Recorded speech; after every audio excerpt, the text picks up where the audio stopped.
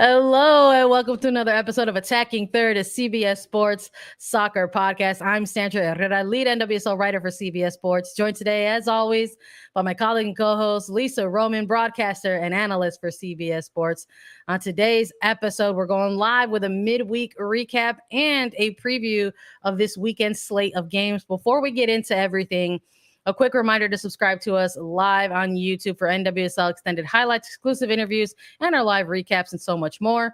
YouTube.com/attacking third. Hit subscribe. It helps us out big time here at A3. Hey, everybody. We're happy to be with you once more. Lisa, I'm happy to be with you, Bill. How are you doing today? I am so happy to be with you, Sandra. I am good. Ready to recap some games. I mean, we had 3 in this midweek, Tuesday, Wednesday, and then a lot of games coming up this weekend, 6. But yeah, it's good to be here, Sandra. Sorry, I'm a little tired. I just got off a flight this morning and now we're jumping on this live, but I am so ready for it. I want to let the good folks know how dedicated you are to what we do here at A3. Not only were you on some games during this midweek, but we're gonna still go live. We're gonna have it all together, and go live, even though you're gonna be probably exhausted. And I love that you came with the hat energy. I'm like, yes, let's do this. Well, that's because I have airplane hair, so. I love it. You like it. I love it. Let's go. We're going to start off this episode a little bit differently. We're going to do the recaps for everybody. We're going to hit you with previews and our picks for the weekend slate of games. But there was a bit of news that dropped before we came on to the live here with you all. And we've got trades that are rolling in. For folks who are unaware, in NWSL, there's a trade window that opened and took place. But that doesn't necessarily mean that the movement that took place has been announced yet. So some of these trades are going to eventually trickle out. Maybe this might be the only one that happens during this window. We don't know. We unfortunately did also get some news about Orlando Pride and having Amanda Cromwell and first assistant head coach Sam Green being recommended to take administrative leave at the moment.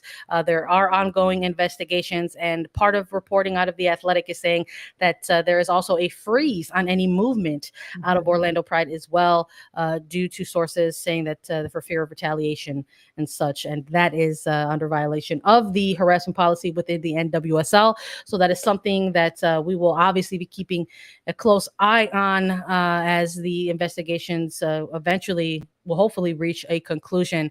But frozen for any movement out of that particular club. But in the meantime, there was a trade that was announced between Racing Louisville and Kansas City. So 2 clubs who obviously were doing some negotiating during that window of time. And it was announced just this morning before going live that CeCe Kaiser and Addison Merrick have been traded from Racing Louisville to Kansas City Current. So some things within this, Lisa.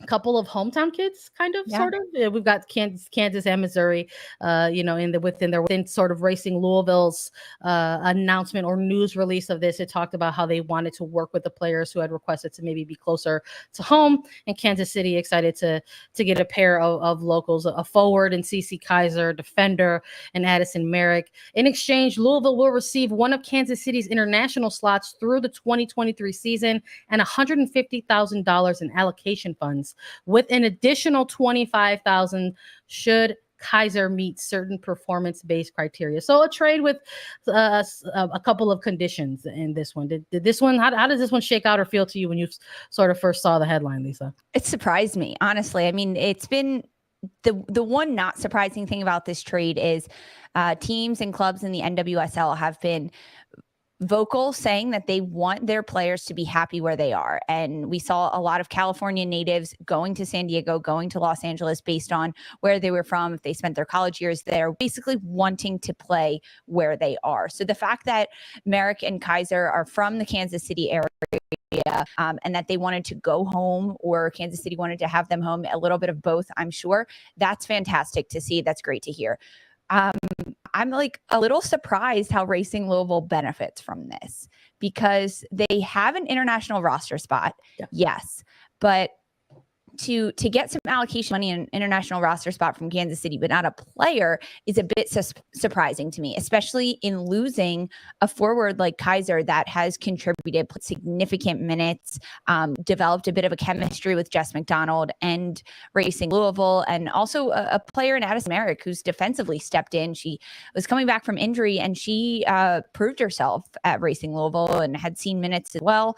So that was something that was a little interesting to me. And yes, the trade window is now open. So there are things that could be happening now with having an international roster spot for Racing Louisville. That opens up a whole door of things for Racing Louisville to bring in players over the summer. And having the allocation money. But I was a little surprised to see this because I think it'll help Kansas City, right? To have a player like CeCe Kaiser join in the attack alongside someone like Hamilton. I think that could be really good. And that could create some special things on that side, along with a lot of the rookies that are doing well in Kansas City with Bennett and Luera.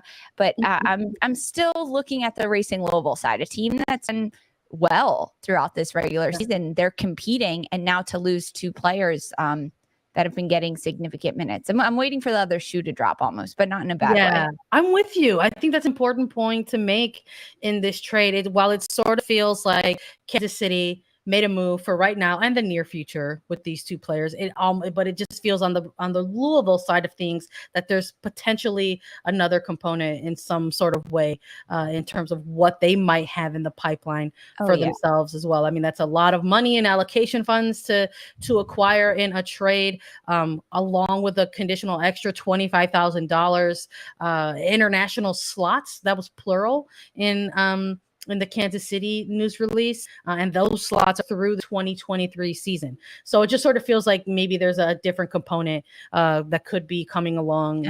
Or they already have an international player lined up that they're speaking to that they want to get, and that news will come in time. I don't think it'll drop today, but we'll let everyone know. We'll keep you updated. It's just because those things are maybe ongoing, right? Doesn't mean they've necessarily been announced yet. And that's what we'll be waiting for. We'll be chatting about it, obviously, on here with you all when it does. Some of it into full NWSL matches, some cool stuff out of Liga MX Femenil.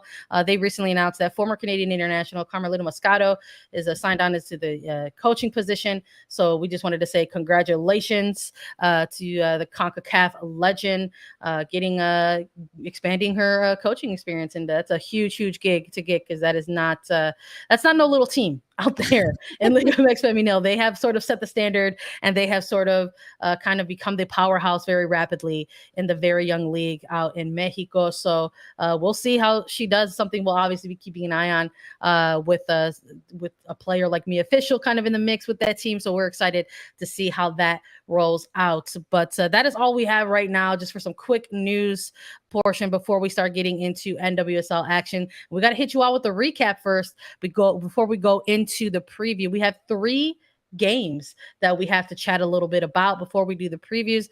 Lisa, you were on the call for some of them. I know people are probably excited to hear your thoughts on that as someone who sort of saw them back to back. We'll start with let's start with in order. We'll go chronological for everyone here. I know when we usually do these live recaps immediately after match conclusions, we start with maybe the most freshest match, but because we're doing this the following day, we'll just go in chronological order for everybody. There was a midweek match on Tuesday.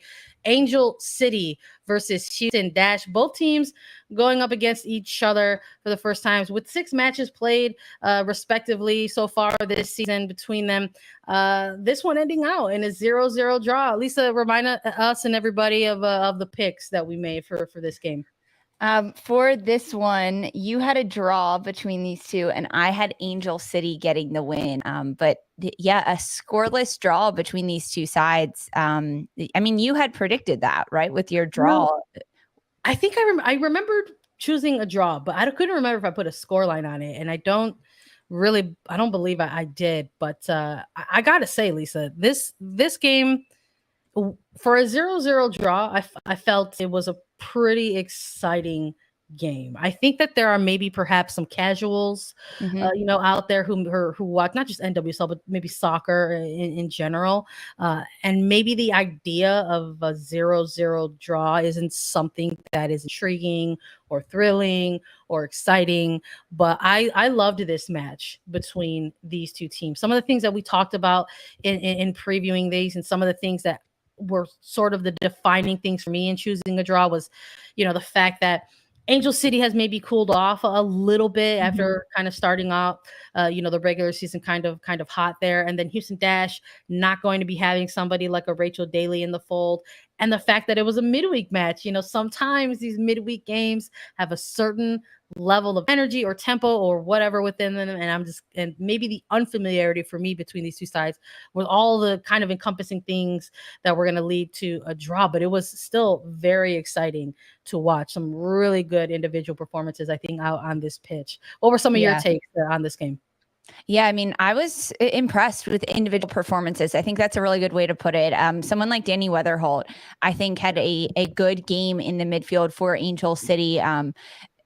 Doing more than she had in previous games with Angel City, right? Like, I'm looking on an individual basis, performance by performance, and the consistency was a little bit better. Her confidence on the ball, her ability to open up, switch the point of attack. We saw that a lot more against this Houston side than we had previously with Angel City when Weatherholt was playing in that role. Defensively, Angel City is good. They're pretty sound with going up against a team like Houston. Yes, they were without Rachel Daly. She's gone from the Dash for the next few weeks ahead of the Euros. So Houston's going to need to get used to not playing with her. But it was a pretty one-sided game, and one-sided in terms of like actually location on the pitch. It was all happening down one side of the pitch. Elizabeth Eddy had a lot of action. Maria Sanchez, Chapman, as well as Lucy and Endo. Like that was the side of the field that all of the action was happening on. And when Weatherholt did pick up the ball, she was one of the few players looking to switch it. When you have press coming in from the weak side, popping into those holes, Weatherholt was looking for press to open it up and switch it, which needed to happen for Angel City.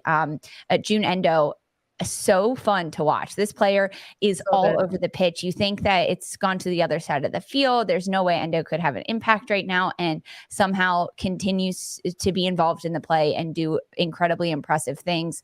The outside wingers for Houston were very involved as well, Hansen and Eddy, and that's what needed to happen. They needed to contribute and get into the attack. There was a lot of opportunities in this game. I mean, shots 17 for Angel City, 16 for Houston. Expected goals were incredibly high. Angel City won almost 1.5, which is really good. They should have had probably 2 goals throughout this game, and with Houston 0.76. So the play in this game was good. Like, these two teams were very well matched against each other. I think if Rachel Daly was there, it would have changed the game for Houston in big ways, but she wasn't, and they split the points on this one in a scoreless draw.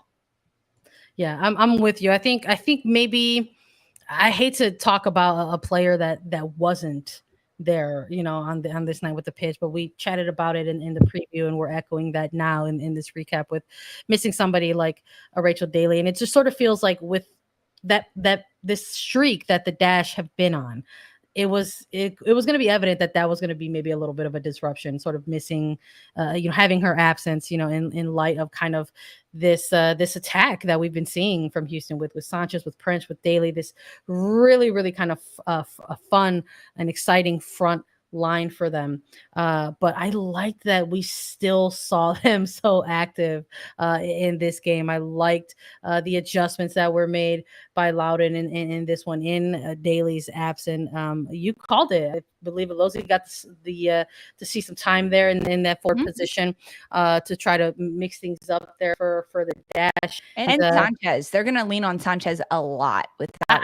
I think that was one of the things that came out of this match for me, that when I'm looking at these two sets, when I'm looking at the individual performances, I'm like, these are the two clubs that might have the argument for best acquisition this offseason. And I think for Angel City, you have to say June Endo. And I think for Houston Dash, you're looking at Maria Sanchez. And you could just sort of see how very quickly that they have become these integral parts of their respective clubs. And even though this ended in a 0-0 draw, I love that there was a lot there within kind of maybe these 1v1 battles with these two duos who were kind of maybe working together off each other on the pitch, but splitting the points for these two teams, out in Los Angeles on Tuesday night.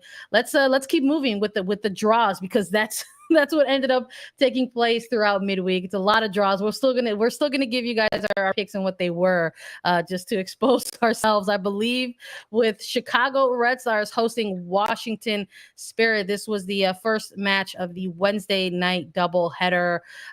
Two teams with some heavy legs, a lot of matches under their belt so far. I think for the picks, I think we both went Chicago. We did. We both had Chicago in this one, playing in Chicago, Bridgeview, Illinois, SeatGeek Stadium. And I know you were at the game. I was on the call for this game, so we were very tuned in, of course. And I had texted you before and said something along the lines of like these starting lineups, because Washington Spirit had thrown a bit of a curveball, at least for me in the broadcast booth, after speaking with Chris Ward and kind of hearing what he said. And he alluded to that there was going to be a lot of rotation, and this was a game to give players rest, which we saw. Rodman did not start. Sanchez did not start. They came off the bench at halftime.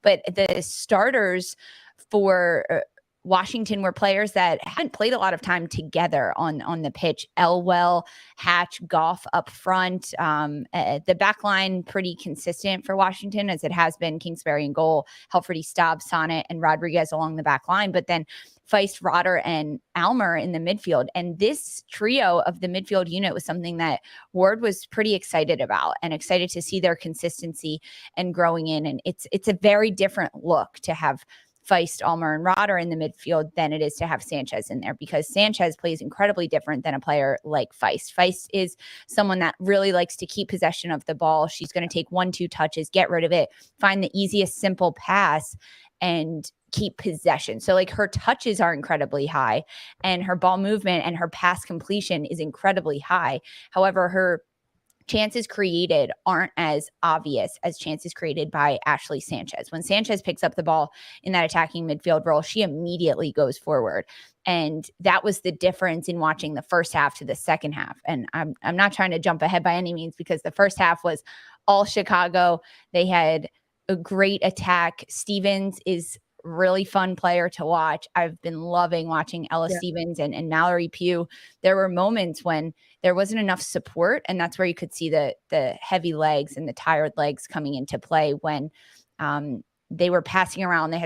Chicago had so many opportunities in the first half. Yeah. It was all Chicago, frankly. They kept so much of the possession, and Washington was just looking to defend and sit back. And then at the halftime, Washington bringing on Sanchez and Rodman, then it ignited a spark in Washington that changed the momentum of the game. Being at the game, what did you notice, especially from the first half, and what Chicago was able to do?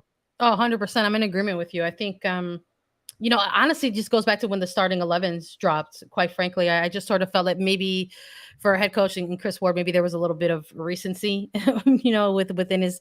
within his process there. Because we saw maybe something similar just about a week or so ago between these two teams, where Petroselli and the coaching staff really started a bunch of their first year players and their rookies and tried to give them the opportunities first to have a good performance against a pretty talented Spirit side. And here we are a week later, and we're getting heavy rotation from the Spirit. So it was kind of maybe like a little bit of a swap for me in terms of perspectives. But I think in this game, I think you're spot on. I saw one very good first half performance from the Chicago Red Stars. And then I think you saw a very good performance in the second half from the Washington Spirit. It was evident that perhaps maybe some of the game plan was for Chicago to try to take it to the team and maybe get a goal and continue to chase down the game through the second half. But they were getting into a lot of dangerous spaces, I noticed, which was good. And you want to continue to see that development with Pugh and other attackers for Chicago.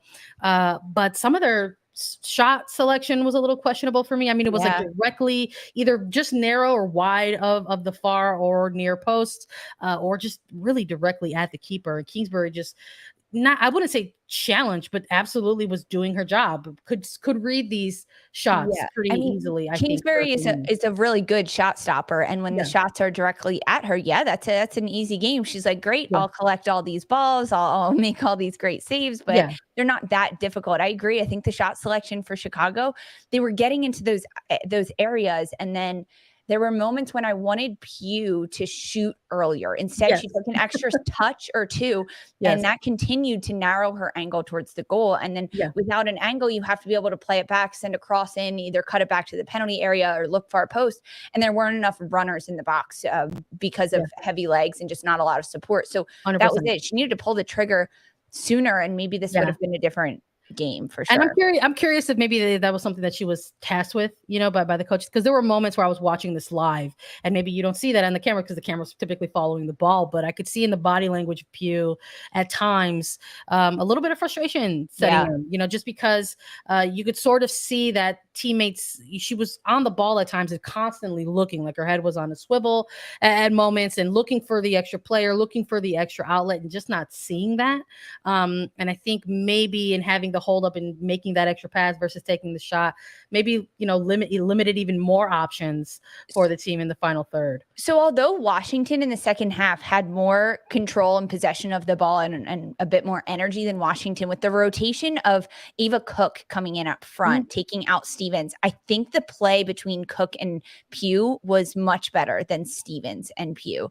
And as you mentioned, Pugh was looking around. She was looking for teammates and looking for support, and Stevens was looking to make the run to receive the ball in front, not necessarily support from behind. And that's where Cook was balancing out what Pugh wanted a little bit more. Maybe that comes from sitting on the bench for 45 minutes and being able to watch and see where the spaces are. It's a huge advantage to a player. You can use that time on the bench, knowing that you're going to go in and change a game, to see where the holes are and the gaps and where your presence is needed. Yeah, 100%. I think it absolutely was a tale of two halves. I think when you have players like Sanchez or players like Rodman who are able to come into the second half, automatically things are going to shift. Those are two players who do not need a long time to kind of shift things for their team. And you could see it. I mean, they absolutely not only leveled things, but clipped certain stat areas, like for shots, total shots, or even shots on target within this game. But it definitely hit midweek o'clock for me in this game, right around, I would say even earlier than the 70th minute or so, but definitely 75 to 80. You could sort of see maybe the ideas kind of just turning into, what if we try to long ball and just see if some of these speedsters can get on them. It was just a certain energy at a certain point. And listen, you can hardly blame these two teams, especially Spirit. Obviously, have had an extremely heavy match load stemming back through Challenge Cup. The Red Stars currently in the middle of their heavy match load. It was bound to happen in this one, but I think we saw a good 45 in the first from Chicago and a better 45 from the Spirit in the second. And because of that, I think the midweek energy, they split the points. And shout out to the goalkeepers. Alyssa Nair had a fantastic game. Yeah. Her one-handed save was incredible. One of the plays actually made top 10 today. Two very vocal keepers, I think, in this one. I think that was the other thing that I noticed. This was the rescheduled Challenge Cup overlap game for Chicago. This was initially supposed to be their home opener. I think some of the energy around it was like, hey, come take a look at this, NWSL final rematch. Got pushed back. Obviously, it's midweek. The attendance was not great. It was, kind of really rainy, gloomy day before that as well, adding to a different layer of things there. So it was pretty quiet in that facility, and you could hear these goalkeepers so loudly throughout it. I was having a good chuckle about it for sure. But good stuff. I think if you're into, defensive shapes or goalkeeping, I think that, Kingsbury and both Nair had a pretty big performances in this one for the two of them. Let's take a final look at this third match here. San Diego Wave versus Portland Thorns. 7 matches played to this point before kickoff for the Wave, 6 for Portland. And we had another draw, Lisa, but this one had some goals and quite the exciting finish between these two sides. Listen, we've chatted a ton on here about the current form of somebody like Alex Morgan. We've talked a ton about the current form of somebody like Sophia Smith. I know many folks were excited to get a look at these players and how they were going to be performing on this night. I love the matchup, on the Wave side of things in Naomi Girma on the back line going up against an old teammate, Stanford teammate, and Sophia Smith. That was great energy. I loved that as well. But it looked like these games all had a certain look in the first half versus their second halves, didn't they? It looked like in the earlier portion of this game that Portland was perhaps going to walk away the victors in this one. When we're looking at sort of how the timeline of things occurred in this match, one of the big things that has also been discussed when we're talking about San Diego Wave's performances specifically is the fact that they're leading teams right now in penalties and penalty conversions. And here we have Portland Thorns with a penalty opportunity of their own. And it's Sophia Smith who ends up converting this fairly early within the opening 25 minutes. I believe it's minute 22 in this one. Yeah. But she finally converts it. But very, very early lead for Portland, and doing it against San Diego and in San Diego on top of it. So having the half end with a 1-goal lead might not be something that a team looks at and gets too down about. I think especially if you're San Diego side that is hosting at home and there's a lot of good energy on their Pride night that night. They come out, Portland, come on out though, and they get a goal immediately out of this second half, and they get it by Christine Sinclair. But what I really want to talk about was the fact that this was assisted by Sam Coffey, because I know I've been talking about this player a lot on A3. I think we're trying to talk about Sam Coffey a little more. There's a really great rookie class out here right now that are doing some really cool things for their club. And while you've got Girma with San Diego Wave doing her thing on the back, and you've got Coffey in the midfield here for the Thorns, and Christine Sinclair starting to rack them up a little bit for the Thorns. But now you've got a lead that's extended by 2 early in the second half, and that can maybe set some things in motion. I'm not saying panic, but it can definitely make you question your second half game plan, because when you come out of the half, you're making those adjustments, and boom, you're down by a go-ahead goal immediately to start the second half. So I was curious to see how this one was going to end, and it did not disappoint. It did not disappoint. This game was incredibly exciting. It had a lot of good soccer, a lot of good moments, a lot of questionable moments. But the Sophia Smith penalty kick goal, I was so happy. I was just smiling watching that happen. It was authoritative. She tucked it away so easily. The fact that Christine Sinclair is also standing on the pitch, Sugita, another player that can knock down penalty kicks, and that the young Smith is the one that gets to do it, and she does it lights out. It was really impressive to see. And the start of the second half, this little flick pass from Coffey right into the run of Sinclair, that's the cheekiness from Sam Coffey that we haven't been able to see enough with Portland. That's what she was doing with Penn State. That's what she did collegiately in the attacking end. She can find that final pass and chip it in with great texture on it, and she does a good job at that, but she's playing a much more defensive role with Portland. So we haven't been privy to all that Sam Coffey can do with the ball at her feet, and we saw glimpses of it, and what a fun player to watch in Sam Coffey. But we've got to talk about the San Diego side of it all, because Taylor Korniak, player who knows Alex Morgan incredibly well. They shared time together at Orlando. They both moved over to San Diego. Ends up getting her first NWSL brace. She gets 2 goals in this match. First, the first goal coming in the 81st minute off of a set piece opportunity.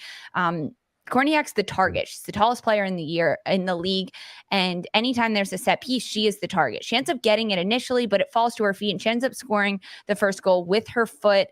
She roofs it on that set piece opportunity, which we haven't seen Portland give up a lot of corner kick goals this year already. So that came in the 81st minute. About 7 minutes later, 88th minute, it happens again. Another set piece opportunity.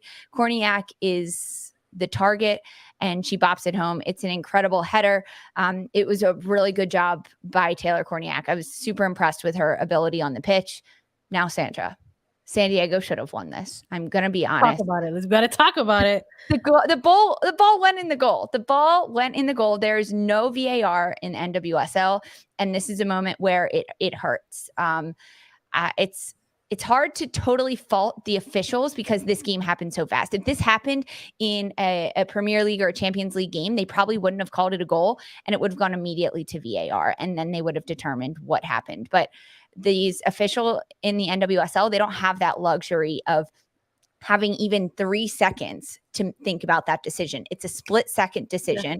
And if the center official doesn't see it, something happens. He was not standing on the goal line. And it's really hard to see if a ball crosses a line completely when you're not within 5 feet of it. So then it becomes the sideline official's responsibility to be standing on the end line so he can see directly down the line and see if the ball crosses the post or not, because you can't see the chalk. You can't see the white line on the grass at that point. You just see the post.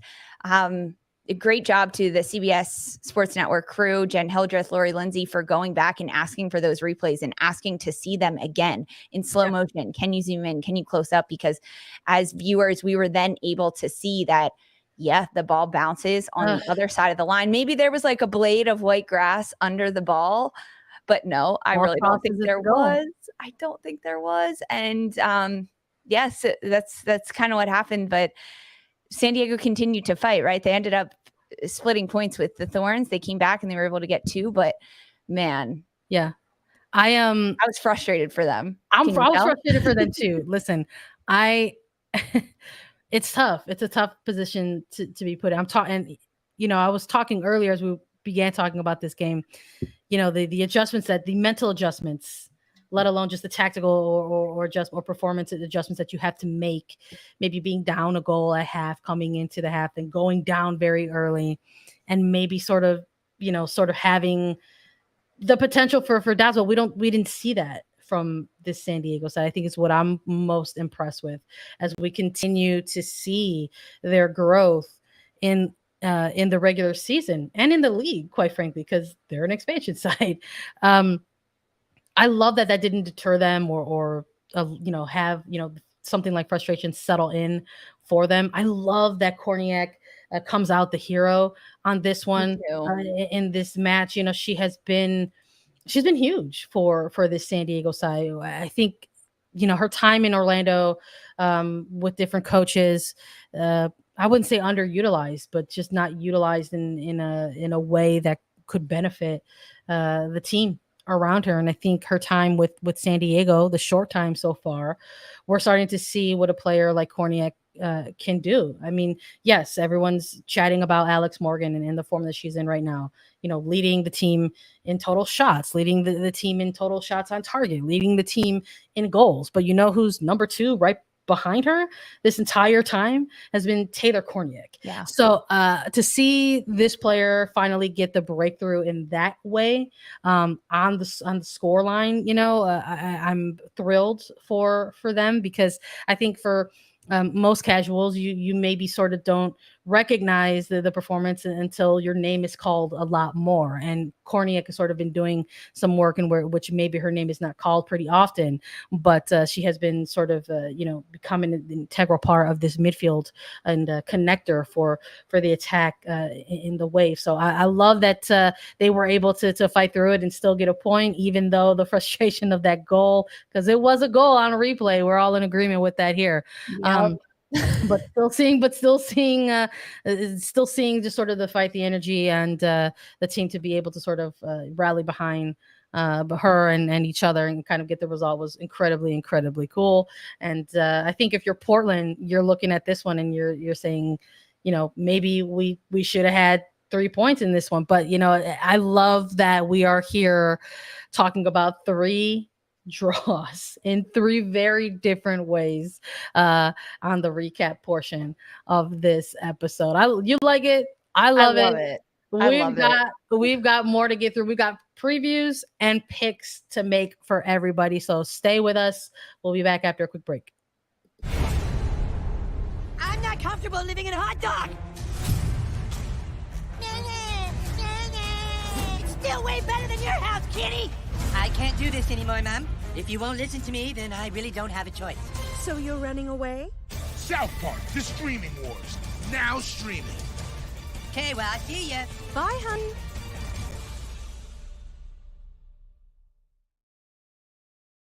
Cute. Exclusively on Paramount Plus. All right, let's talk about it. We've got all 12 teams, 6 matches, full weekend slate. We've got a triple header on Saturday. It's Washington Spirit versus North Carolina, kicking off at 7 p.m. Eastern on Saturday. Racing Louisville versus Angel City, Saturday, 8 p.m. Eastern. Kansas City Current versus Gotham FC, 8:30 p.m. Eastern. Let's start with this first one, Lisa. Who you got in Washington Spirit versus North Carolina? I have North Carolina winning this one. I'm going to start with my pick. Washington is tired. Yeah, they rested some players. They had some player management. Andy Sullivan did not play. She was actually listed as out for the midweek match against Chicago, but a bit of precautionary there, wanting to make sure that she continues to get better, knowing that they have a big match against North Carolina coming up. This is a rematch of the Challenge Cup final. And Caroline is back. North Carolina has Gray that's ready to go, continuing to get minutes and be a significant factor. Casey Murphy is back and doing incredibly well with North Carolina. North Carolina's at the bottom of the standings, and now standings don't mean much, but they're 1 win, 3 losses, and 1 draw in this regular season. They're coming off their first win in this regular season since the Challenge Cup. And a lot of that has to do with getting their players back, making sure everyone's healthy, and then what they're able to do with those players and with that personnel. And Washington's coming off of a really tough tie against Chicago. It's at Segra Field. So frankly, that's a bit of a disadvantage to both sides. Yeah. Chris Ward will say that. He was pumped to go to SeatGeek Stadium and play there because he loves that field. It's bigger, it's wider, it's a great turf. So now playing at Segra, disadvantage to both sides. I still give North Carolina the advantage. Segra is a very narrow field. It's not very wide. And the way North Carolina plays with their box midfield and their outside backs and Matthias and Pickett getting up and occupying that wide flank space, it's a narrow field. So the box is going to feel a lot bigger to a team like Washington than it has in previous matches, for instance, in the Challenge Cup final. So because of that, North Carolina is going to control the midfield a little bit better. They're going to find their outlets in Matthias and Pickett, who are going to be able to send better crosses in and more frequent crosses in because the field's a little bit narrower. And Washington, they're tired right now. So I see North Carolina. What about you? It's tough. I'm with you 100%. For all the aforementioned reasons. Take all my reasons. North Carolina is my pick. I think they have the better. They're going to have the better outside backs in this match for sure. I think that's going to make a huge difference in this game, especially when you've got a player who likes to create some chaos on the wings, like Trinity Rodman. Only went 45 against Chicago, but I just think that ultimately that's not going to be a match that could be easy on her, because even if they try to switch her, you've got Matthias on one hand, you've got Pickett on the other. That's a tough duo to try to break down. And I really want to see Caroline kind of, utilize the minutes in front of her, in terms of finally being back. But I don't know how that's going to look on a pitch like Segra. Like you mentioned, into the narrow dimensions and just even the turf. It's a funny way that makes the ball. It's a certain type of trajectory that spins on the ball after you sort of bounces straight up. It's tough. It's tough. So we'll see what happens. I mean, who knows? Maybe this has the makings of a draw. I don't want to jinx it, but I thought that too. But there's a lot of familiarity between these two teams, and that's always something I think about, where I'm like, maybe this is actually going to shake out in a draw. But I didn't want to start off our picks with a draw, so I'm going North Carolina as well in this one. Racing Louisville versus Angel City. Racing Louisville just made a trade, and now they are going to be going up against Angel City. Lisa, who are you picking in this one and why? I think the trade is hurting Racing Louisville. I mean, we talked about that in our news segment at the very start of this episode. Losing players like Cece Kaiser, who have scored a goal, who's grown familiar with playing along Jess McDonald and Mina Ekic, and another player in Addison Merrick, a defender for Racing Louisville that's both now at Kansas City. This is tough for Racing Louisville, and they're not going to have another player before then. I don't think, not that I know of. And Angel City, yeah, they're coming off of midweek game, but it was a really well-fought game against Houston. Angel City hasn't won in 3 games. I honestly could see the makings of a draw in this one as well, but I'm going to give the upper hand to Angel City in this match. I think losing a player like Kaiser takes away a lot of depth that Racing Louisville had in their attacking line and a bit of versatility that they have, and it's a detriment to them, and that they need to figure out how to work around that. And it's not going to happen in a few days' time. So Angel City in this one, I think Press is going to get a goal actually in this one. I would love to see it. I'm also going Angel City in this one as well. I just think going from a Tuesday to a Saturday is a little bit different than going from a Wednesday to a Saturday. Oh yeah. I know the travel is always going to be something in the back of a coaching staff's mind for the team in preparations for this one. But I just believe that the form that we saw at Angel City is going to carry them over in terms of momentum in racing, when they go up against Racing. I'm not going to say that the absence or the immediate trade of Merrick or Kaiser is going to be the detrimental downfall of Racing Louisville. Like you and I both said, we think maybe there's another piece that's coming to that eventual trade. But for right now, for this weekend, you're shaking things up a little bit with your team ahead of a game that's going to be happening very, very soon. So they're going to have to make some adjustments without the depth there. And I just think that what we saw to June Endo, what we saw to Simone Charlie, what we saw to Tyler Lucy, what we saw to Kristen Press, et cetera, et cetera, et cetera. I just think those pieces are going to come through with a result for Angel City. And I'm going to say that it's going to be a win for them. Yeah. Kansas City Current versus New Jersey, New York, Gotham FC. Lisa, if you don't mind, I think I'm going to go first on this one. I want you to go first. Does Gotham get a 3rd straight win? No, I think I'm gonna save my I'm gonna save my draw, and I want to save it for this Saturday game of the 3 of them. I think that there's gonna be some exciting soccer between these 2 teams. I like teams that have not been playing each other too often in this 2022 calendar year yet, and this is a duo of those teams right here. I think there could be some fun surprises within it. I'm excited to see Elise Bennett get a run at that Gotham FC defense. I think they've got some really good pieces there that maybe they just got some new footage on the young rookie to sort of go off of. But I love the way Elise Bennett plays, and I think in this game, Kansas City absolutely has to start her. And for Gotham, I think they are going to want to continue to try and build on their performances. We've talked a lot about the fact that they've been picking up these wins, but within these wins, there are not a ton of answers to the questions that we've had around this team and their attack, and wanting to see a little bit more from that. But I'm not too sure if we are going to see it in this match between these 2 sides. I think this has the makings of a draw, and that's what I'm going with. How about you, Lisa? I like that you're sticking with the draw. This is Gotham's had a hard time scoring, right? They are coming off 2 wins, but they're narrow wins, 1-0 wins, where frankly in the game versus Gotham, in the game versus Angel City, it was 1 opportunity that Gotham was given, and Ifeoma Onumonu was able to score it. But the goals for that game was under 0.5. They don't have that much attack. They're a much more defensive team this year. They're sitting back and they're not attacking. I think Kansas City's going to win this one. I think with Elise Bennett, as you mentioned, she's a player that has continuously grown with Kansas City and what she's been able to do. She's gaining more confidence. We talked about losing Kaiser and Merrick for Racing Louisville. Kansas City gets to add them. I think we could see minutes from Kaiser in this match for Kansas City. I do see that happening over a team like Gotham, but Gotham just offensively it isn't there enough. And Kansas City defensively, no, they haven't been great this year, 11 goals against in this regular season, but also they're going up against a Gotham team that isn't putting up 15 shots a game. So it's making that 1-2 really big stop in that defensive play, which Kansas City can do hands down, whether it's their back line or even AD Franch in goal. So I have Kansas City taking the win on this one. I love it. I love it. Let's move ahead to Sunday. Another triple header of matches for everyone to take a look at. San Diego Wave FC versus OL Reign. That one is kicking off at 5 p.m. Eastern. When we're looking at these two, we got another couple teams with a lot of familiarity between them. Lisa, who are you picking and why?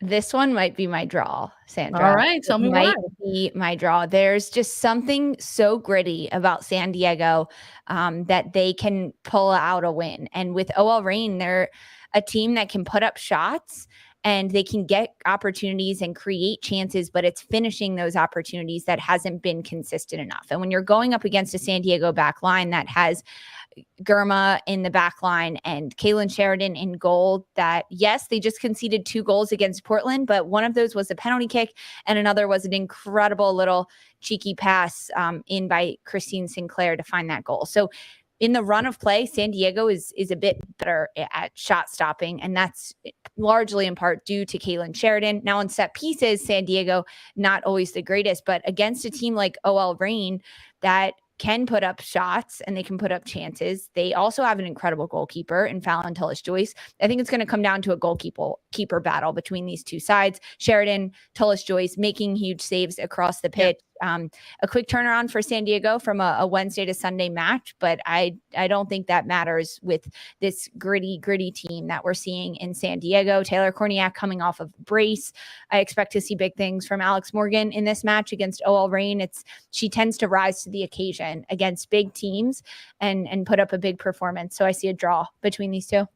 All right. I respect it. Listen, I think I'm not anti-draw. We're not anti-draw on A3, but I just love to hear the reasoning behind it. I'm with you. I struggled with this one a little back and forth. I said, am I going to save my draw for this one? Am I going to try to cheat and say, oh, I should get a draw on Saturday's games and on Sunday's games? But I'm actually going to go with a winner in this one. And I think that San Diego is going to take it. I think that going, again, like I said, going from a Tuesday to a Saturday for maybe a team like Angel City might have a little bit of different energy. And I think that's the same thing here with going from a Wednesday to a Sunday for San Diego, a team that is not going to be traveling. They are going to be the hosts in this one. I'm loving the coaching matchups that we have been seeing between Casey Stoney and Laura Harvey in this one. And I think if San Diego can continue to sort of target somebody like a Sofia Huerta, because the blueprint is out there. While we're very, very impressed with what Huerta has been doing for the Reign and how the Reign have sort of been utilizing her as this key component to their offense, there's a lot of footage out there. There's a lot of tape out there on how to maybe try to limit this attack from OL Reign. And we'll see if Casey Stoney is going to utilize, a player to sort of task, Huerta specifically. But I'm going with San Diego in this one. I like the way they ended their match against Portland. They absolutely had the momentum. They're probably chopping at the bit. The fact that they probably should have had the win. I'm not too sure if we're going to get a high goal scoring affair in this one, because we've seen this OL Reign side struggle to break through and put up multi-goal games. That is not something that we've been seeing from San Diego. We've been seeing them able to put up multi-goal games. So not only am I going with San Diego, I'm going with a multi-goal win for them as well. Hopefully we get to come on here and talk about it. We'll see. Chicago Red Stars versus Orlando Pride. I'm writing that down. I'm writing down multi-goal win. Print it. Chicago Red Stars versus Orlando Pride. We've got two teams that have faced each other and had a little bit of a wild ending to that one. A 4-2 game the last time these two teams met. Some midweek energy for Chicago going into this one, but they are the hosts, Lisa.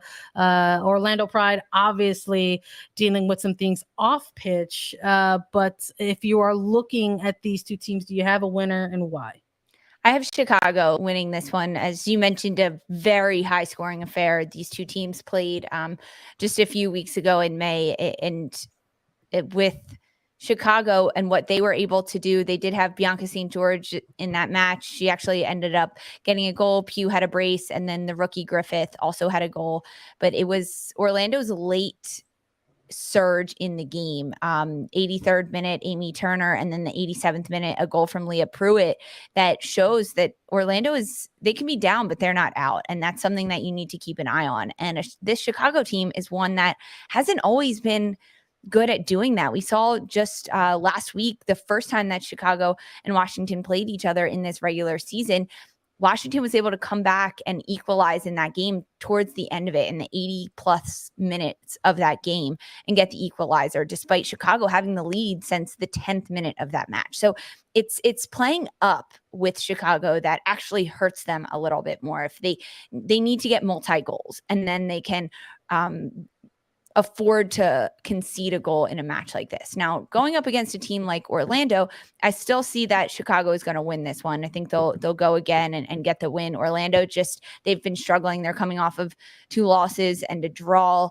They've put together good moments of games, but now with Amanda Cromwell gone, and there's are on leave right now, restrictive leave, and Sam Green, first assistant, there's a bit of turnover in the coaching staff. I think that could help a team like Orlando. It's good to kind of get some fresh blood in there.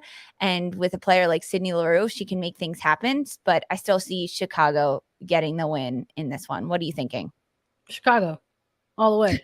I'm going Red Stars. I'm going Red Stars, baby. Listen, this game, this last game between these two ended kind of chaotic. We saw the return of Mel Pugh. She came into the second half. She had a ridiculous 45-minute performance. I'm also wondering if somebody like Bianca St. George is going to be available for this match. She has been someone who's currently been out chatting with head coach Chris Petrucelli ahead of that midweek match against the Spirit. He alluded to the fact that St. George's is still unavailable, that the Wednesday match would probably be a game too soon for her return, but that the potential for her return against Orlando Pride was possibly more likely. Now, we don't have the availability reports ahead of that, but in the event that somebody like St. George is available, I really liked the combination play between Pugh and St. George during that initial match between the Pride. I think that is a player that maybe Mallory Pugh, while she has her head on a swivel looking around, will be there for her as an extra outlet. We'll see. We'll see if she's available or not. If not, I imagine that somebody like a Sarah Luber will continue to get the start in her absence. But I just think that being the host in this one, still having a quick turnaround, but not having the travel, having the momentum of their previous game could possibly benefit the Red Stars.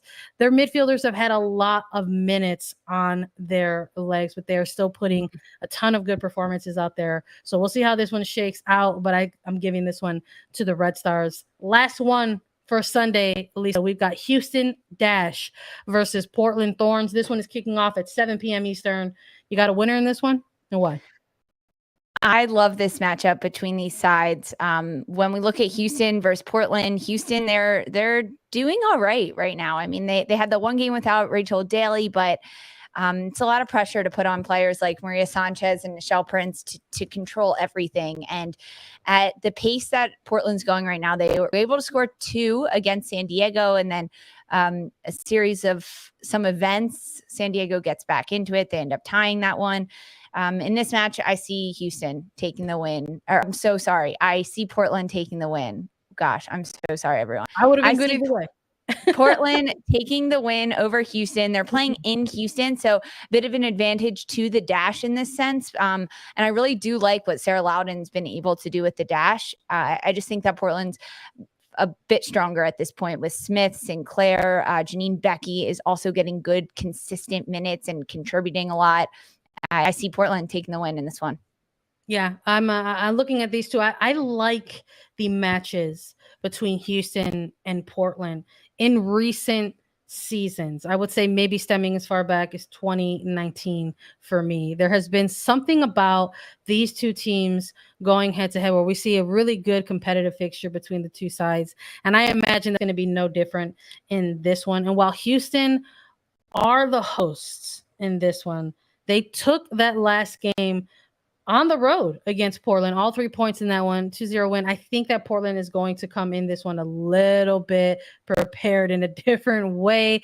Again, a huge playmaker involved in that win was Rachel Daly, also going to be absent. I'm going with Portland as well in this one. I got to imagine that they're also equally a little frustrated in how their match ended against the Wave. And despite having the quick turnaround, again, I think it's just different going from, a 2-day rest week or to a 3-day rest week. Wednesday to Sunday is different from Wednesday to Saturday. We will see what that looks like. I think if there is player rotation, which will likely come into play for Portland, it's not a big deal. They've got some really good depth on that bench. Players who can slot in and plug in and wherever in the system, you could see it still working for this Thorns side. So I'm going to be looking at Thorns for the win as well. So You know what we're going to do when we come back here, Lisa? We're going to talk about what we were right or wrong about when it comes to recapping these games. Listen, everybody, thank you all so much for listening to Attacking Third. We appreciate you all so much whenever you take the time to join us live. You can follow us on TikTok, Twitter, and Instagram now at Attacking Third. We're on Apple Podcasts, Spotify, Stitcher, anywhere you listen to your shows. We're available as video. Subscribe to us at youtube.com/Attacking Third. If you have questions for us, you can leave us a 5-star review on Apple Podcasts with your question, and we'll answer it during a mailbag segment. And we'll be back to recap all of these games. For Sandra Herrera and Lisa Roman, this was Attacking Third.